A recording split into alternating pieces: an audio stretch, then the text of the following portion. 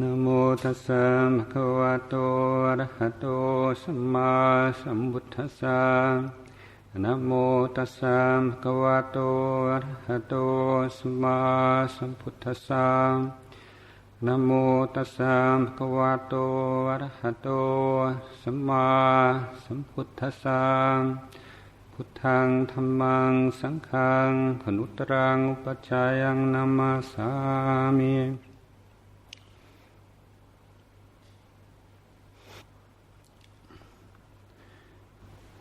One of the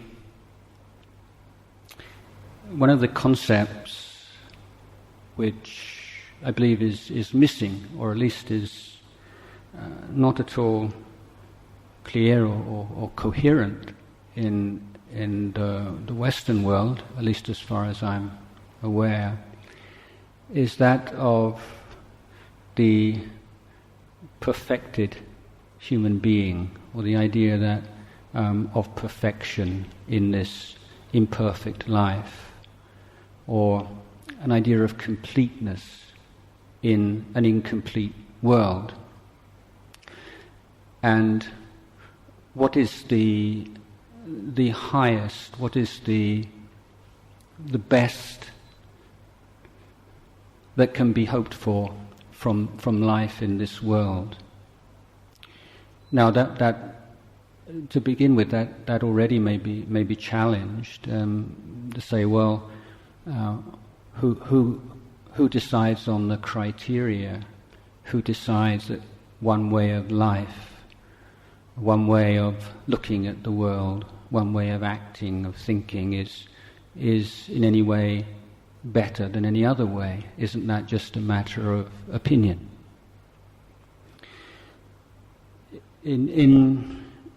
In Buddhism, in Theravada Buddhism in particular, we insist upon the humanity of the Buddha, the historical Buddha. In the Mahayana tradition, the Buddha is often conceived in a much more metaphysical way. In Theravada, we look to the Buddha as a human being, a very special human being, undoubtedly, but one who, through his own efforts, proved exactly what human beings are capable of. So he was enlightened, if you like, as a representative of the human race. And his disciples, both men and women, both monastics and householders, have over the past 2,500 years proved through their own efforts that his enlightenment was not just a fluke, not just a one-off or something that was particular to him, but something which is truly accessible to all human beings. And so the teachings in Theravada Buddhist tradition are concerned primarily with this challenge to realize the full potential of our human birth, following in the footsteps of the Buddha and of his great disciples. So, having the goal of nibbana, or enlightenment, we have a compass, as it were. We have, based upon a belief in the possibility of actualizing, of realizing nibbana, then on that ground we have a criteria for deciding what is good, what is bad, what is right, what is wrong, what is better, what is best.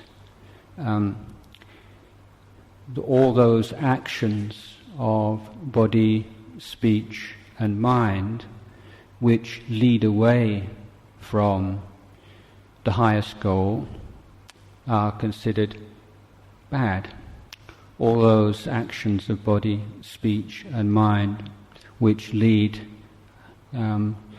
towards the goal are good. So good and bad, right and wrong, these terms have meanings within the Buddhist tradition in relation to this path towards enlightenment. So enlightenment is conceived not as like a special state or as a particular place, but it can be understood most easily in psychological terms as a complete absence of all forms of greed, aversion and delusion. So that's what they call the via negativa, the negative formulation. The positive formulation is that a perfection, a completeness of wisdom and compassion. There is a third quality usually added to that, although was not taught by the Buddha himself, and that is a purity, meaning a complete freedom, inner freedom from all defilement. So the path is one in which we seek to reduce and overcome the greed and hatred and delusion and all their offspring and children and grandchildren, and to find ways of promoting and nurturing all those qualities that manifest primarily in wisdom and compassion and goodness and freedom. So this is a path which we can characterize as being organic or holistic, in the sense that the different aspects and the different stages are interconnected. Traditionally we speak of a threefold education or a threefold training. The first stage of which is devoted to a training of conduct, the second a training of the emotions, the third a training of wisdom. Now in that three-step or threefold training, the first of conduct is one in which the training of emotion and the training of wisdom is present in a supportive role. In the training of emotion, the training in conduct and wisdom is present also in the background in a supporting role. And the training in wisdom, similarly, must be accompanied by the training in conduct and of emotion in the background. So it's not that there's step 1, step 2, step 3, but in each stage all three aspects are present, but that one takes precedent or is manifest. So, for instance, in the case of the training of conduct, then it's important to recognize that the teachings in the area which we would loosely call morality, although we can immediately see a great deal of overlap with the moral codes of other religious systems, there is something unique to be observed here, and that is that there is no reward and punishment involved. There are no commandments, but that the Buddhist takes on voluntarily the training of conduct. And if there isn't a sense of voluntary commitment, then even though a person might refrain from killing and stealing and so on, he wouldn't be considered to be, or she wouldn't be considered to be, actually actively committed to this education process. Because if we're merely avoiding certain kinds of actions out of fear of the reactions of others, humiliation, criticism, or perhaps even being punished and put into jail, then it would not have the connection with the training of emotion and the training of wisdom, which is necessary for it to be a Buddhist morality or a Buddhist sila.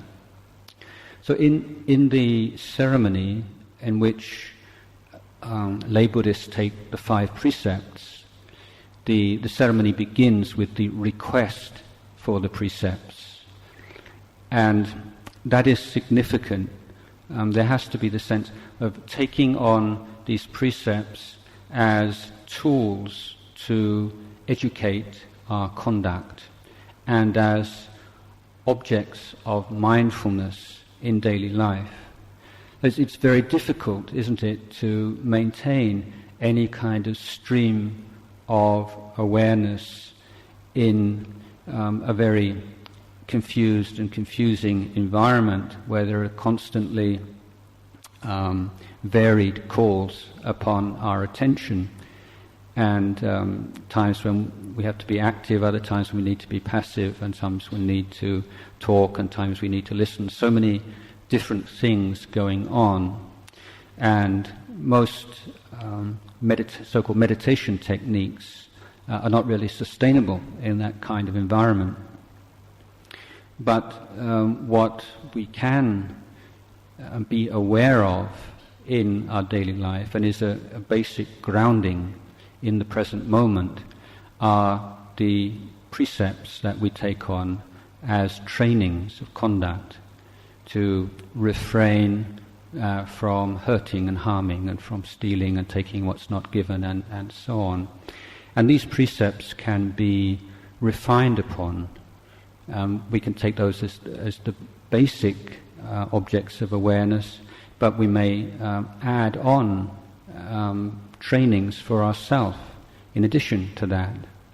For instance, in the case of the 3rd precept of refraining from adultery, you might make for instance, a training rule for yourself of not to speak on the telephone or have email conversations with members of the other sex more than a certain number of minutes, or more than a certain number of times a month or something. You can make particular private kinds of standards for yourself, which are a very good means of bringing yourself back to the present moment, and reminding yourself of your responsibilities, and so on.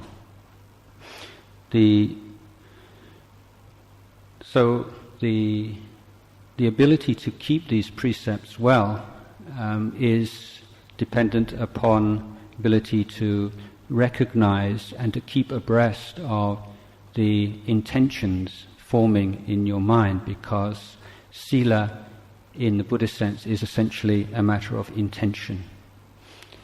And so we can see that there has to be this inner training to complement the outer training. You have to be mindful, in other words. So the wisdom faculty involved here is seeing the value of the precepts, each precept, each training rule that you take upon yourself voluntarily.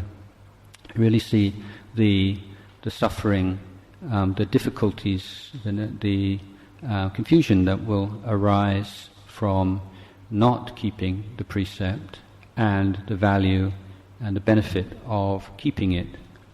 And this is one of the basic wisdom techniques. The very first initial level of wisdom development is this thinking in terms of pros and cons, as we say in English, is seeing the benefits and the drawbacks, and training oneself to do that in a very systematic way in your daily life, particularly in terms of the standards that I mentioned a moment ago, those things which free the mind, which uplift the mind, and those things which drag the mind downwards. Saying, well, this particular activity, this particular way of speaking, does it make the mind bright and clear, or does it make the mind feel very cloudy and soiled? After I've acted in this way and spoken this way, do I feel guilt and remorse, or do I feel joy and contentment? So bringing those standards to bear in a kind of a pros and cons analysis of action is part of the training in sila, and the benefits that we can see very clearly are both internal and external.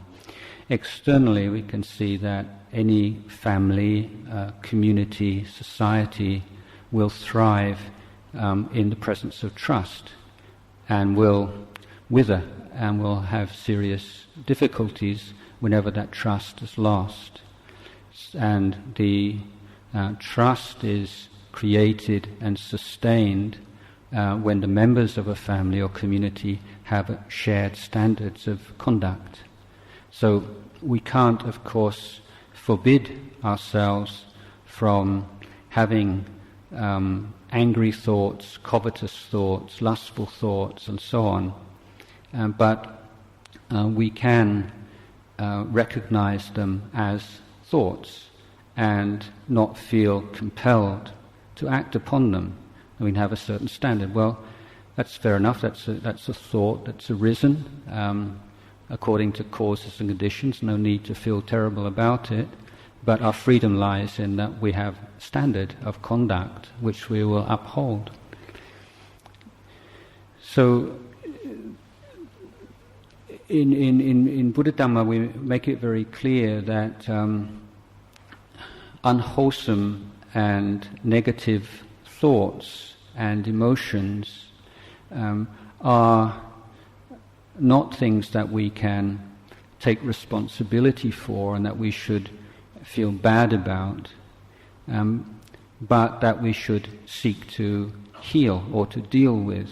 We realize that they've arisen because of ways that we've acted, ways that we've thought in the past. These are ingrained habits, but they're not inherent in our minds and our consciousness. They're things that have accumulated until they've become automatic in our minds, but through supporting wholesome dhammas of kindness and wisdom and mindfulness and so on, then they can be gradually undermined.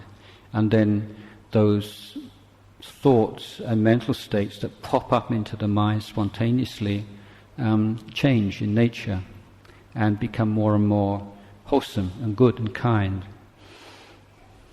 So there's nothing fixed in the mind at all. There are merely energies and things which have been promoted and been encouraged, sometimes over many lifetimes. Those, in that case, takes quite a while to deal with these things and to be very patient.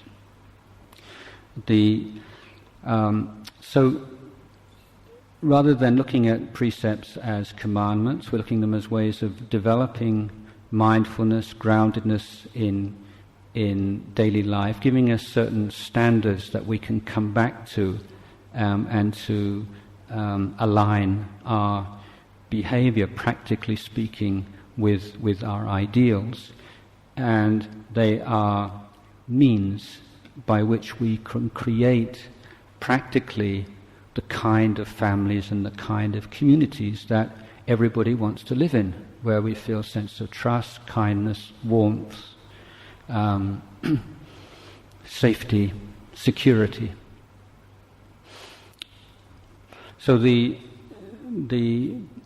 training in precepts is considered absolutely essential to the higher or the more subtle levels of training, because without that foundation in sila, we tend to lack the self-confidence, we tend to lack the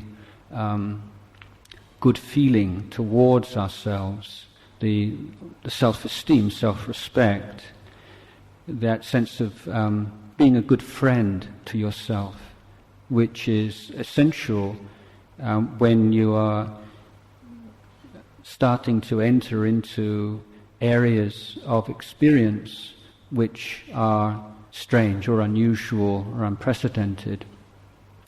And that kind of emotional stability that comes from leading a blameless life is absolutely essential.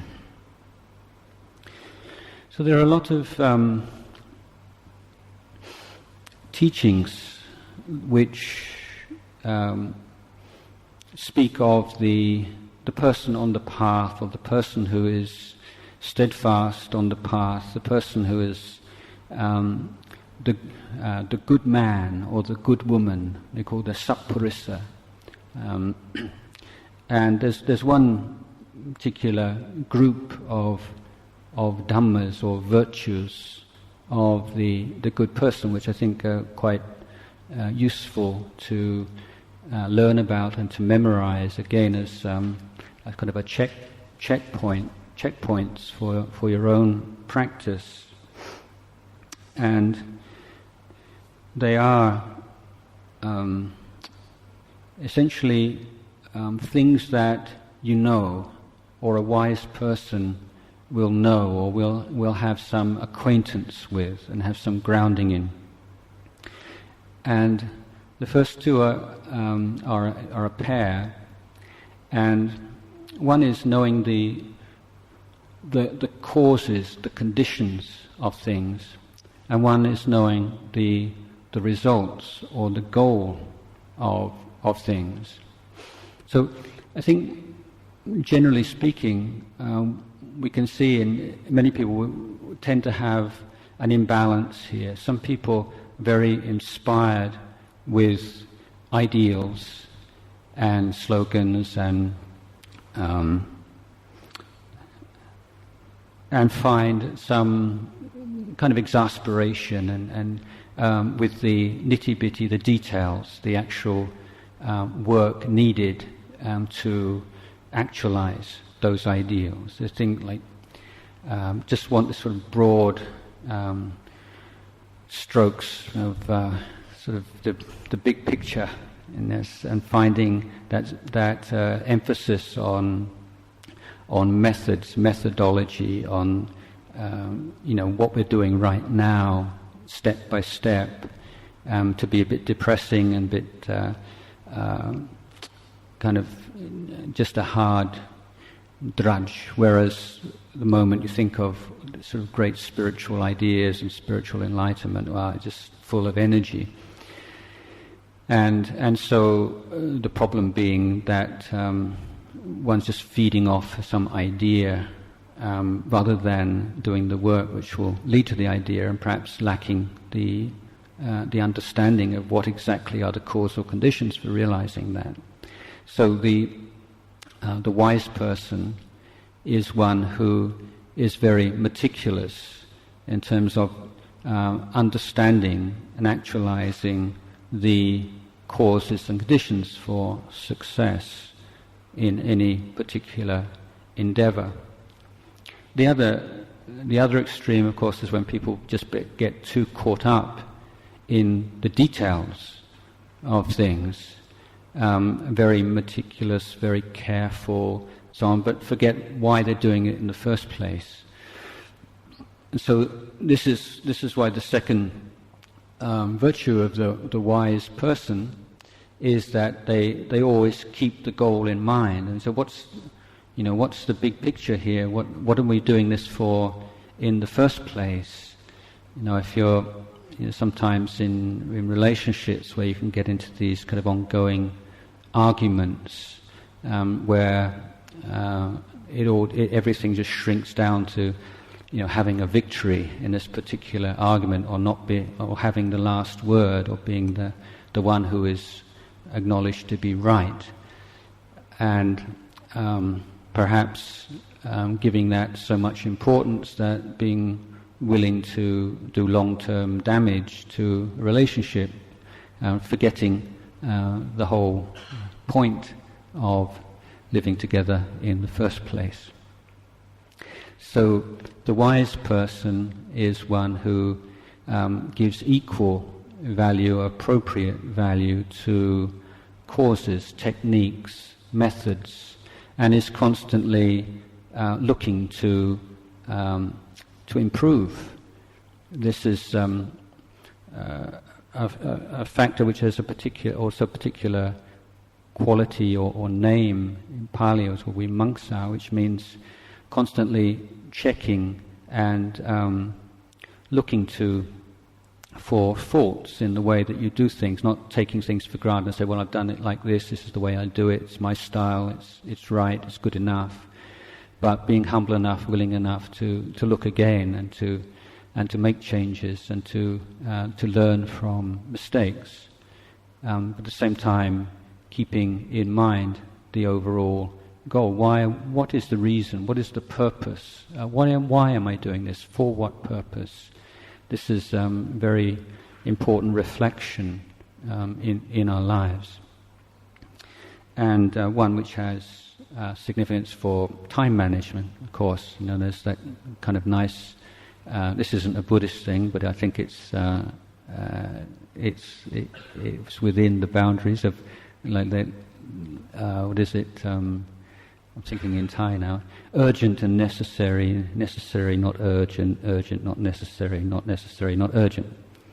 So, being able to do what's both necessary and urgent first, and what's not necessary and not urgent last, or not at all. The second and the third one, I think, are probably the most interesting. Things which are urgent and not necessary, and necessary and not urgent, because I think we tend to put the urgent but not necessary before necessary and not urgent. It's one of the reasons why so few people keep up their meditation practice on a regular basis.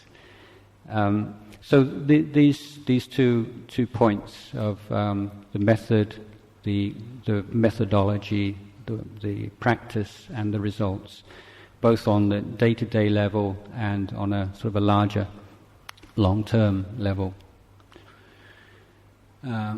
Next one is knowing yourself, and this can seem a little strange given the well-known Buddhist emphasis on teaching of not self, but the word self is used by the Buddha in the conventional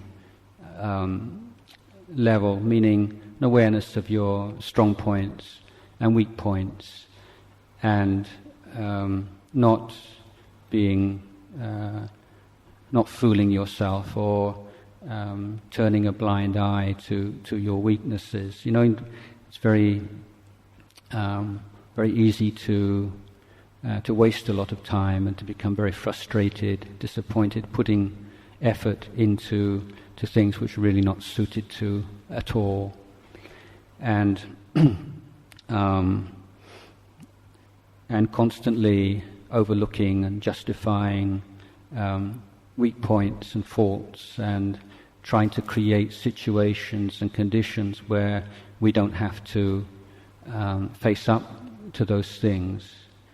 That's why in monastic life, in the forest monasteries, monks have to spend like at least 5 years, like sort of apprenticeship, living in communities before they have the opportunity to go off on retreat by themselves, because there's so many things that it's difficult to learn in solitude that you can learn more easily in community. Similarly, there are a lot of things that you can learn in solitude that you can't learn so easily in community. But in community, you're constantly being confronted with people who have a different idea of who you are than you have. And some of these people are quite intelligent, usually in monastic communities, and quite sensitive and perceptive. So it's not easy to dismiss them in the same way. And it's a reason why young monks, start to pine for solitude often. It's difficult for monks because you have all these teachings about the joys of solitude, and it's sort of the ideal life of a monk. So something I teach my own students and monks in the monastery is that if you quarrel with other monks, don't think that you go off and live in solitude, that it will be any better, because if you quarrel with other monks, you live by yourself, you'll quarrel with yourself. It's only if you can live at peace with other monks that you have necessary maturity to live alone. So there are lots of spiritual teachings which can be used to justify ourselves and to lie to ourselves, basically. And living in community is sometimes compared with living like a pebble on the seashore with a lot of other pebbles. The sea comes in, the sea comes out, the pebbles rub against each other, and over the course of time they become very smooth. Whereas rocks or pebbles on a mountaintop never get any kind of friction, and so they remain kind of ugly and jagged for a long time. So the living with others and living with people sort of rub you up the wrong way is not a bad thing in itself. If we're taking on this process of interest and wanting to understand oneself and to see the areas in which we attach and cling to things and the lies that we tell ourselves, then living with others, with good friends and people who have similar spiritual ideals and people who we can trust is a great benefit. So knowing ourselves, knowing where we need to work, and being able to apply effort there in a very humble way. We can't in spiritual life take calendars very seriously. And people say, well, I've been doing this for weeks now, or months now, or even years now, and I don't see, any movement, anything happening. Well, that's not necessarily true anyway. But even if it were, if we take a different time scale and think, well, perhaps you've been accumulating an unwholesome habit for, let's say, 1,000 lifetimes. What's 10 years? It depends on the time scale that you take. It's more a matter of saying, is something worth doing, and then saying, well, I'll just keep at it until I'm successful. I don't know if some of you may have read a book called Outliers by Malcolm Gladwell. It's one of my favourite writers, and he has a chapter in this book on the reasons why Asian kids tend to be better at maths than American kids or European kids. And one or two of the experiments that have been done is they gave children, one Japanese children, American children, maths problems which they knew were too difficult for them, and to see what happened. And the Japanese children tended to keep on at trying to work out the problem much longer, significantly longer than the American children. Then the second section, they gave them two further questions, one very similar to the first one, which they couldn't answer, and another one of a different type. Nearly all of the American children switched to the second kind of question, concluding that the first kind of question is too difficult, and try a second time question, whereas almost all the Japanese kids went for the question which was similar to the first one, which they couldn't answer, because, well, maybe that will give me an insight on how to work out this particular kind of problem.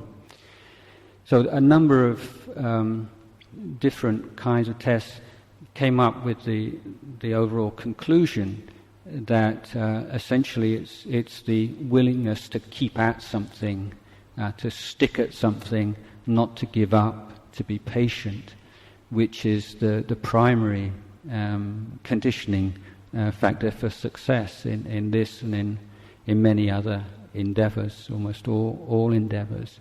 So these are kind of very basic, everyday, mundane kinds of qualities that perhaps we don't give so much importance as we might. The sense of being willing to keep at something and not keep looking at the clock or not looking at the calendar, and just when you've decided there's something, it's worth doing no matter how long it takes. Now, well, it takes as long as it takes, and we have no idea of what's happened in previous lives and what baggage we're bringing into this life. So we work with what we've got. The next quality is knowing the right amount. This phrase usually translated into English is moderation, but it's in Pali or in Thai it's Brahman, which is more a sense of just the right amount, the optimum, knowing what's the optimum amount. And this teaching particularly is applied to our relationship to the material world, to possessions, to money, and so on and so forth. So rather than this idea of the more the better, the sense that it's never enough, it's saying, well, what's the right amount? What is the optimum amount? And again, we can see that the sense of you can only really reflect on and determine the optimum amount if you have this idea of the best, or the goal that you're moving towards or you aspire to. So in the Buddhist idiom, we'll say, okay, we're trying to move towards a sense of inner freedom, self-reliance, wisdom, compassion, kindness, inner peace, and so on. These are the goals that we're moving towards. So we say, well, how much money do we need? How much work do I need to do? What kind of work do I need to do? How many possessions do I need to do? Which is most conducive to the goals that I aspire to, or at the very least, which is least obstructive to them. Certainly often in family life, for sure, we have to make a number of compromises with the people around us who maybe don't have the same goals and ideals. But if we don't have that sense that this is as conducive as possible, then at least having the sense that is as least obstructive as possible to the development of these spiritual goals that we aspire to. And again, using our wisdom faculty to reflect upon the nature of sensual desires, and not taking a kind of a Puritan or moralistic attitude to everyday enjoyments, but saying, well, what really do we get from them? Is it really as satisfying as we would like to think? One of the similes given by the Buddha is a similar one. It's like you've got an itch. He's saying you've got an itch. In fact, he gives a very graphic example of someone with leprosy, but let's just take it on the level of someone with an itch. And you scratch an itch, and it's really nice. You scratch an itch, that feels good, no doubt about it. But the problem is that not very long afterwards, the itch comes back, and often the itch is worse than it was before because of the scratch.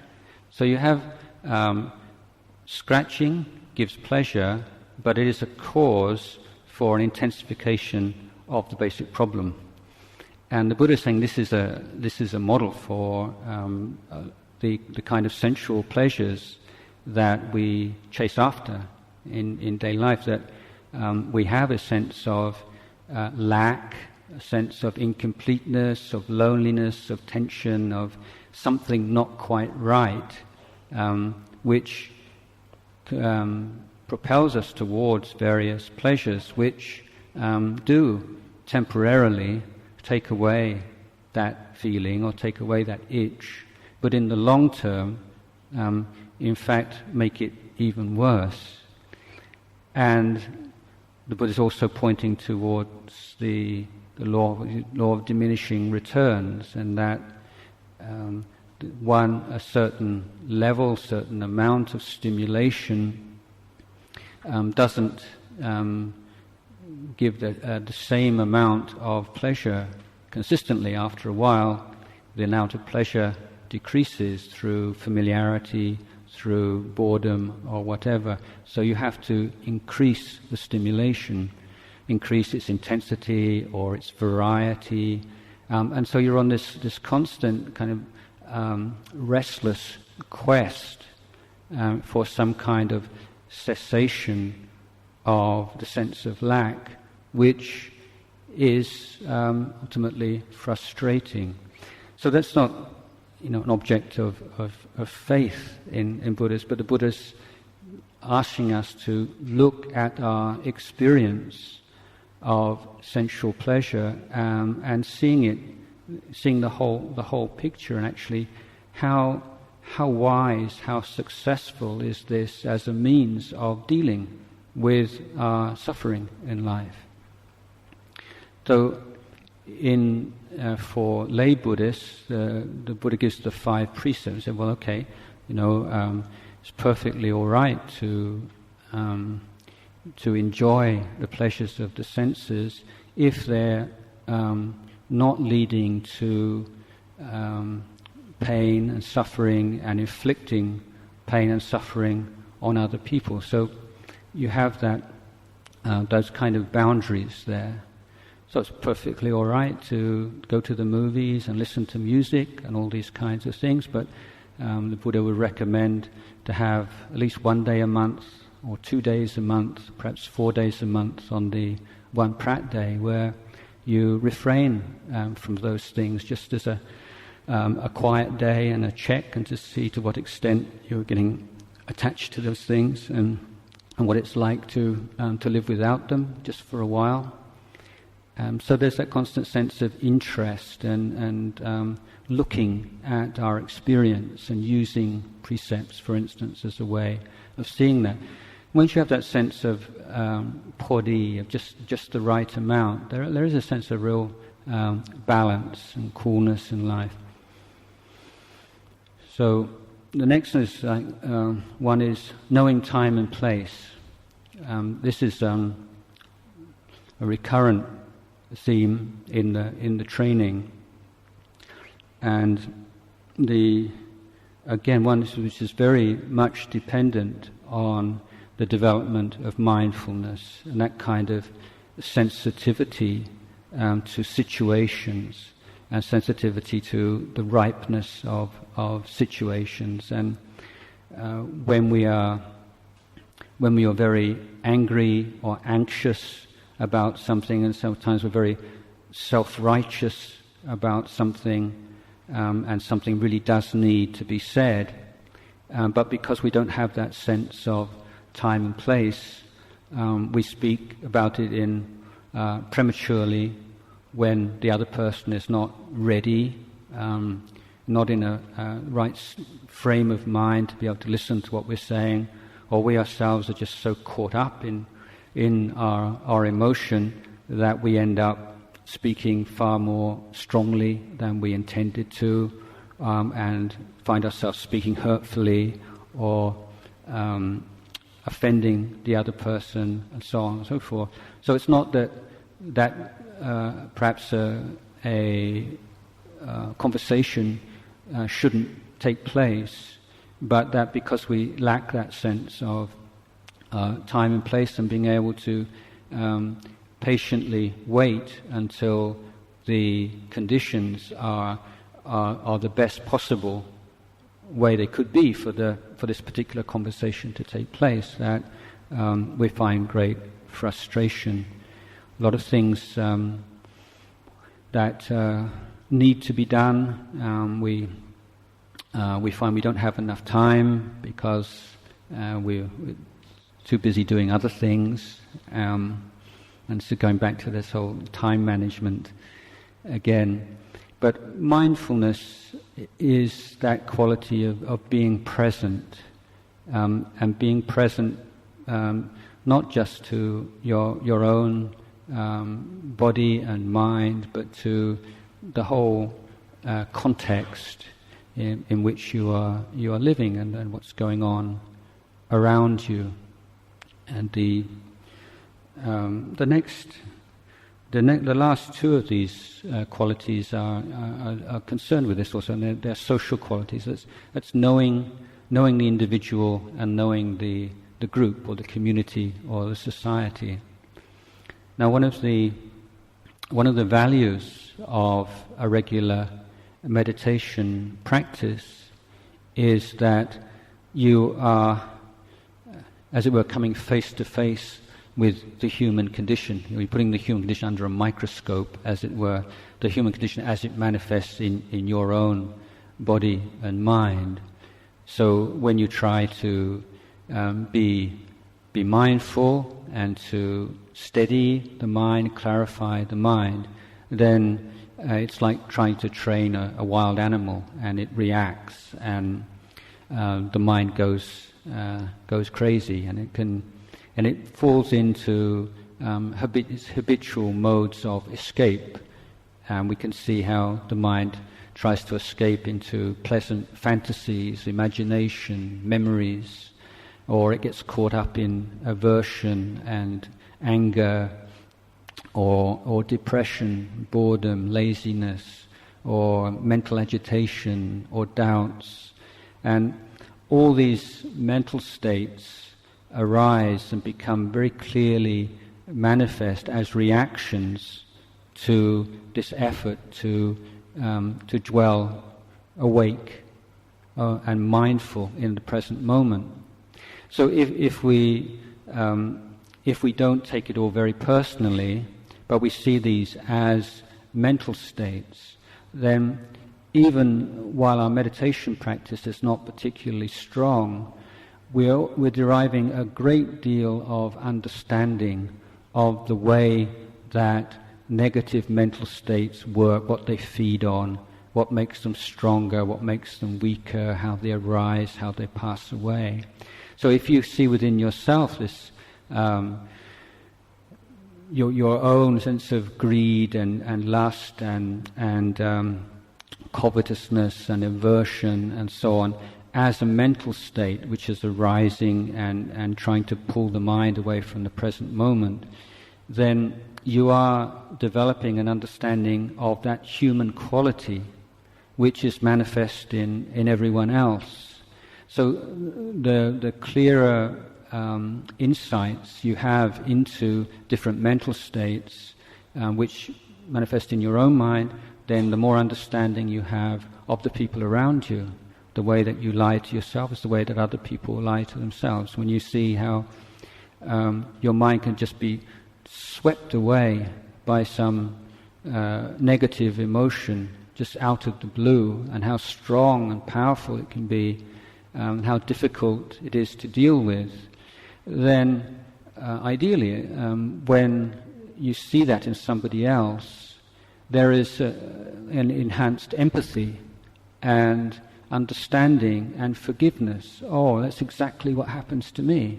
That person's just completely lost it because of that particular event or something. That happens to me when that happens. And so the more you see, the more you look at the way your own mind works, the more you understand how other people's mind works. And this is one of the the benefits of meditation practice, which becomes apparent very quickly, even though, as I say, you may not feel yet that you've derived any great benefit from meditation, sense of enhanced inner peace and wisdom and so on. But there is this growing insight into the human condition through having to deal with the nitty-gritty of your own human condition that manifests when you try to meditate. The last of these qualities is understanding of communities, how communities work, and being able to function within families and communities in the best possible way. And so, got a qualities here that are needed. One was saying is sila and restraint of body and speech, and that aspect of the training, but also being able to adapt and compromise and not to attach too strongly to views and opinions and beliefs in particular. So the teaching of non-attachment is one very central one in the Buddhist tradition, and my teacher, he would say very simply, if you attach to something a lot, you suffer a lot. You attach to something a little, you suffer a little. You don't attach, then you don't suffer. And what attachment means in this sense is attaching to something as me or mine, or in other terms, identifying with something. So if you have a particular idea or a particular opinion, and you identify with it, then you get into an argument, and then suddenly where's all this emotion coming out? Actually quite a minor point of procedure or way of doing things, and suddenly there's all this kind of emotion coming up, because it's not so much the issue itself, it's your relationship to the issue, and the fact that your sense of self, your standing in the community, your dignity, your respect and your image and so on has all been projected onto this idea. So you have to protect this idea and fight for this idea, come what may. And so you can find yourself, I found myself in a position where you're protecting and speaking up quite strongly for a position you no longer hold. You've already been convinced that you've got it wrong, but you just can't somehow come around to admitting that, in the course of an argument. So that sense of attaching to particular thoughts, ideas, being willing to compromise, being willing to let go of the way you like to do things in certain areas. But in a sense also knowing when not to compromise.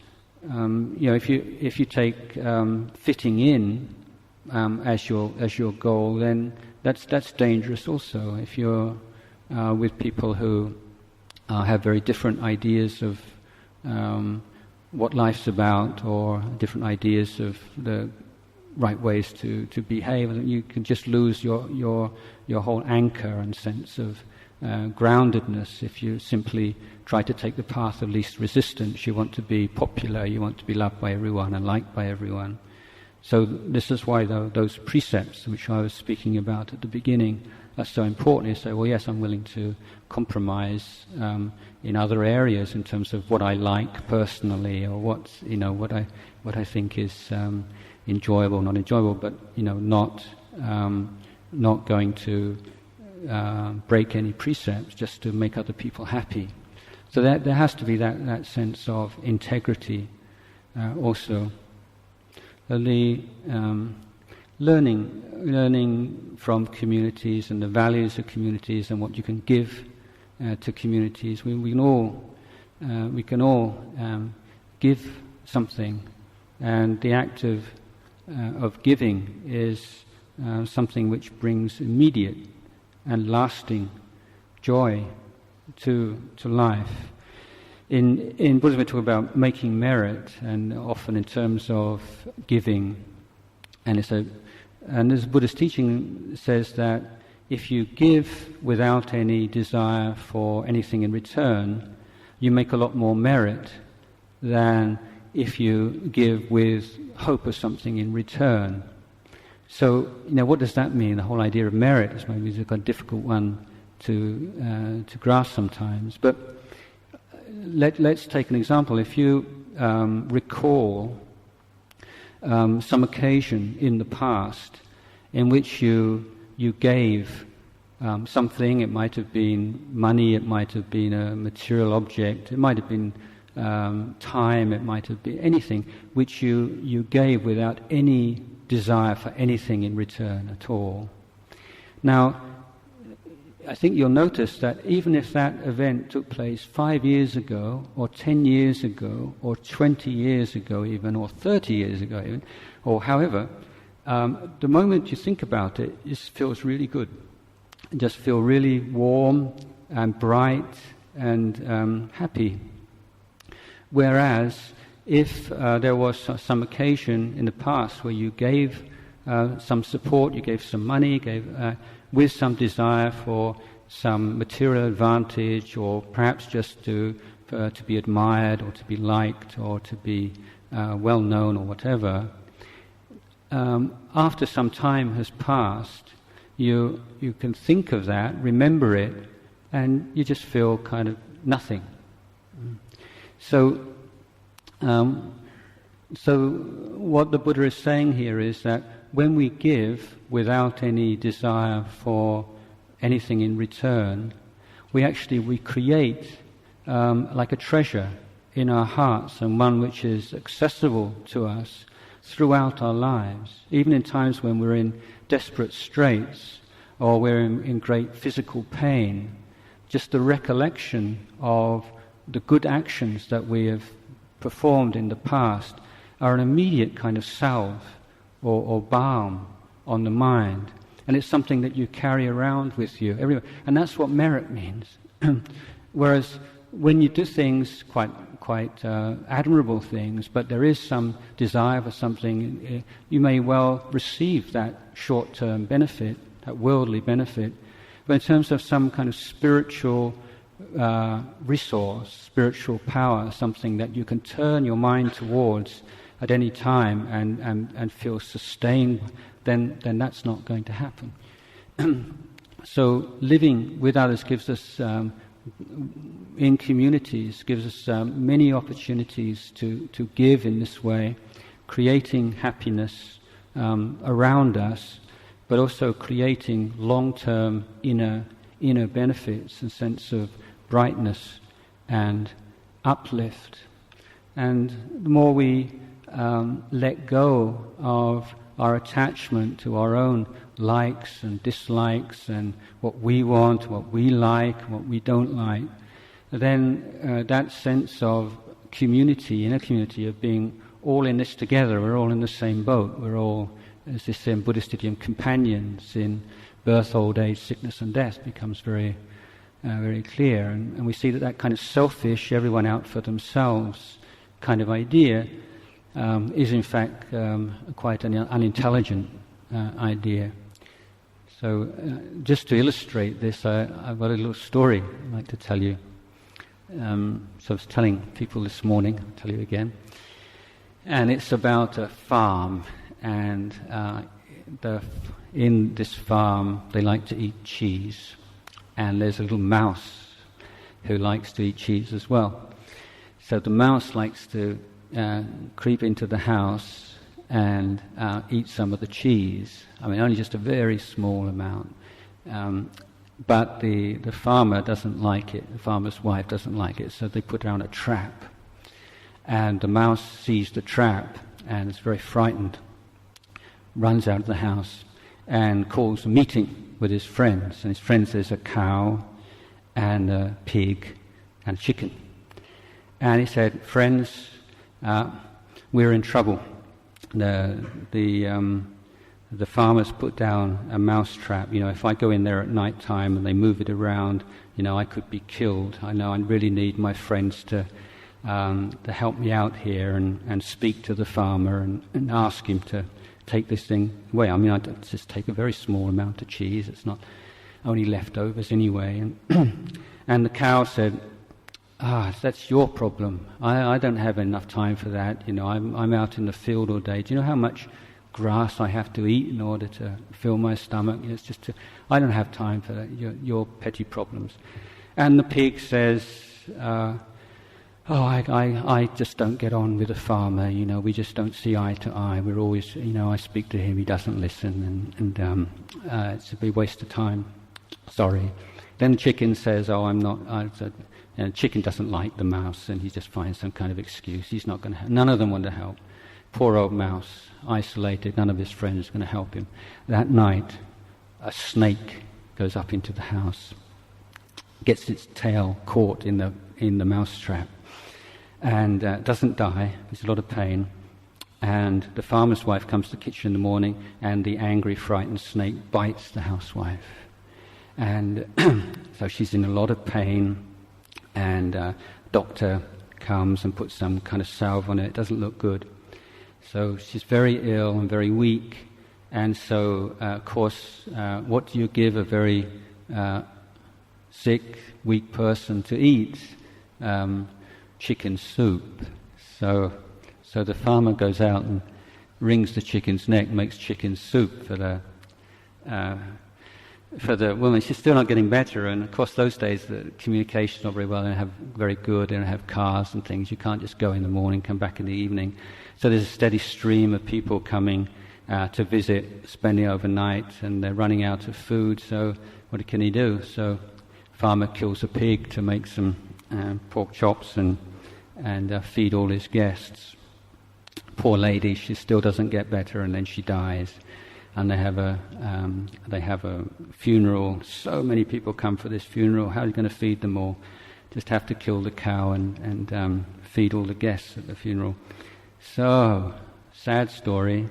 The chicken and the pig and the cow all die because they wouldn't help their poor friend the mouse to ask the farmer to take the mouse trap out of the house. So this is one of these old stories for children that I love, and I think good for adults as well. And it reminds me, I don't know if anyone, and I can't remember this verbatim, but there's a poem, I think, written by a Christian German pastor called Bonhoeffer in the Second World War. And he talks about the Nazis. First they came for the brown shirts, and we thought, it serves them right, nothing to do with us. And they came for the communists, and we thought, well, it's nothing to do with us. Then they came for the gays and the gypsies, nothing to do with us. And they came for the Jews, and nothing came for us. And now they come for the Christian pastors, and it's too late. So this idea, that we're saying, well, just look after me and mine, and just let everyone else look after themselves, is not only wrong, but it's not in the long term an intelligent way of caring for communities. So today I've given discourse about the 7 Sappurisa Dhammas.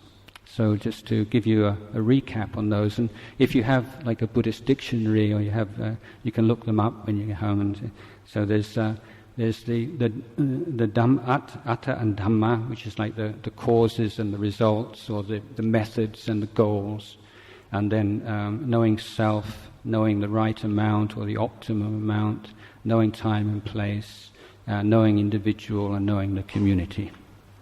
So that would be the end of my talk this afternoon.